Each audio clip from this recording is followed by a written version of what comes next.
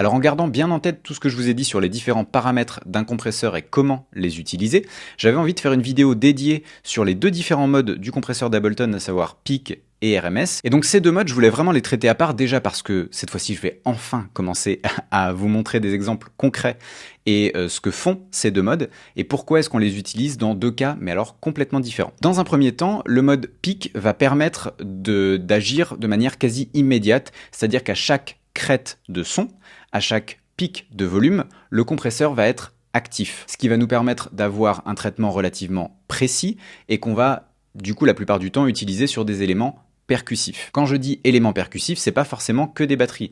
Un stab de synthé, par exemple, ça fonctionne comme un élément percussif.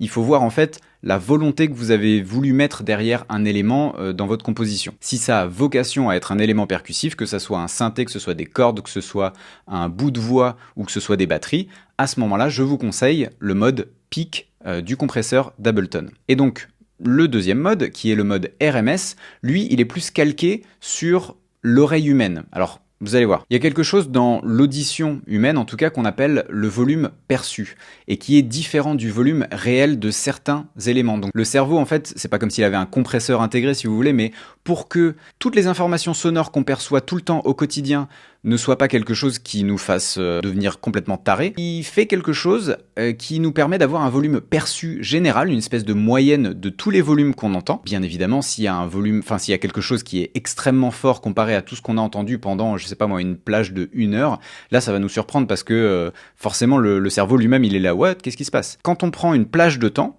le cerveau finit par s'habituer. C'est comme, prenez un marteau-piqueur, très bon exemple. Un marteau-piqueur, au début, vous l'entendez, vous faites « Ah putain, c'est fort, c'est désagréable ». Et si vous restez plus ou moins longtemps à proximité, votre cerveau, en fait, il va finir par s'habituer et ça va moins vous déranger, ça va être chiant, mais ça va pas vous agresser au point de dire « Je ne peux plus supporter ce bruit ». Du coup, le mode RMS du compresseur, c'est un petit peu ça. Plutôt que d'agir immédiatement dès qu'il y a une crête de son qui dépasse le seuil, lui, il va calculer, en fait, plus une moyenne, et il va faire une compression adaptée en fonction de ça. Donc, ça va nous donner une compression plus douce, qu'on appelle une compression un petit peu plus musicale, et qui va justement éviter d'écraser tous les pics de volume et laisser transparaître plus de choses. Ce mode, concrètement, je vous conseille de l'utiliser sur des éléments plus complexes et qui demandent un traitement plus doux, comme des voix, des instruments, comme par exemple, je sais pas moi, une progression d'accords à la guitare, au piano, des nappes de synthé, ce genre de choses. Et donc pour vous montrer en fait que ça n'agit pas du tout pareil avec les mêmes paramètres, ici j'ai pris une top loop que je vais vous faire écouter.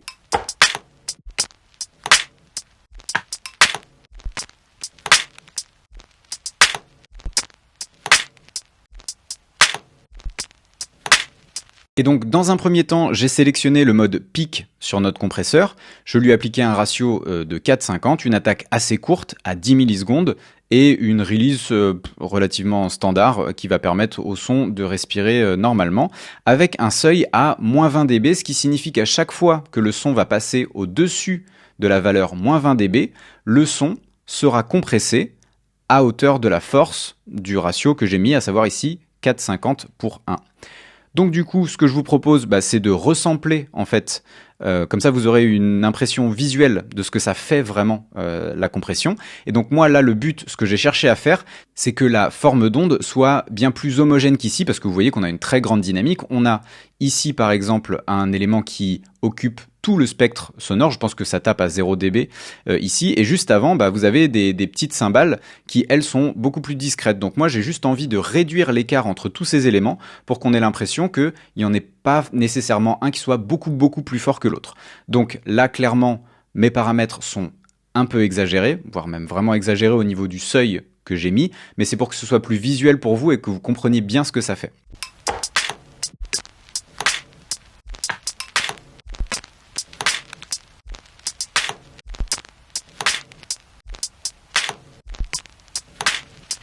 Donc voilà ce que ça donne en termes de forme d'onde, et si on devait analyser ce qui s'est passé, eh bien on peut voir ici que les premiers éléments qui étaient plus faibles, du coup sont devenus un petit peu plus forts parce qu'avec ma compensation de volume ici, vous voyez que j'ai rajouté 7 dB après la réduction de gain pour récupérer du volume, parce que vous pouvez voir que le gros, ici qu'on voulait compresser, le gros élément, lui a été fortement réduit et se retrouve quasiment au même volume que les plus petits éléments, à savoir ici, je ne sais pas si c'est des claves ou des cymbales, mais tout se retrouve plus ou moins à un volume homogène sur toute la piste. Voilà en gros pour l'utilisation que je voulais en faire en pic. Et maintenant, si je switch le compresseur en RMS avec les mêmes paramètres, vous allez voir que ça n'aura plus rien à voir. Là, je le passe en RMS, vous voyez que je ne modifie aucunement mes paramètres.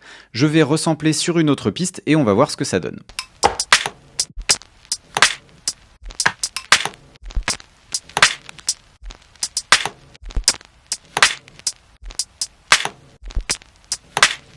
Là, vous voyez que ça n'a absolument rien à voir. Qu'est-ce qui s'est passé? Pourquoi est-ce que tout est aussi fort?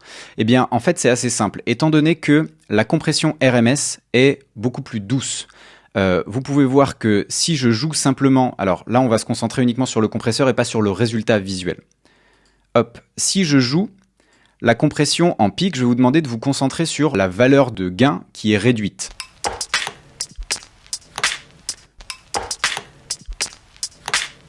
Donc vous voyez à peu près ce que ça donne visuellement. Et maintenant, si je le passe sur RMS, vous allez voir qu'elle est vraiment moindre.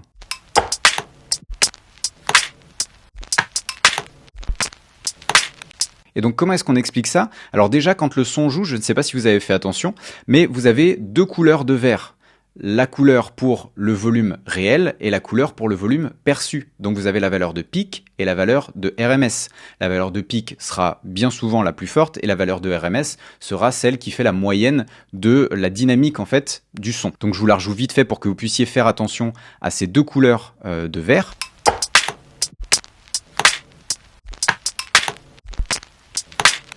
Et donc, on peut expliquer le fait qu'il y ait moins de réduction de gain, puisque le vert clair, lui, dépasse beaucoup moins le seuil qu'on a fixé que le vert foncé qui, lui, le dépasse complètement. Donc, fatalement, on ne va pas se retrouver avec la même réduction de gain. Ce qui fait que, quand je compense mon son à la fin, donc ici, quand je rajoute 7 dB, parce que je les avais perdus, en fait, en mode pic, eh bien là, j'ai pas perdu autant de décibels avec le mode RMS. Donc fatalement, il s'est passé deux choses. J'ai surcompensé la récupération du volume perdu et à la base, je n'avais pas réduit assez de gain. Et comme vous pouvez le voir, en plus de ça, comme le compresseur est un petit peu plus doux dans sa compression, il n'est pas aussi immédiat dans son effet sur les crêtes. Donc voilà, j'espère que cet exemple est assez parlant, que ça vous montre bien la différence qu'il y a entre les modes pic et RMS, et que fatalement on ne peut pas les utiliser de la même façon. Donc une fois que vous avez bien pris le temps de comprendre ce concept-là, essayez-le sur vos projets. De toute façon, je vous le dirai à peu près à chaque fin de vidéo. Essayez pas à pas tout ce que je vous apprends sur vos propres projets et comme ça vous permet de vous faire la main sur l'outil et de voir vous-même les différences que ça peut avoir en termes de comportement dans vos mix. Donc une fois que vous serez prêt avec tout ça et que vous êtes à l'aise avec les concepts, je vous laisse passer à la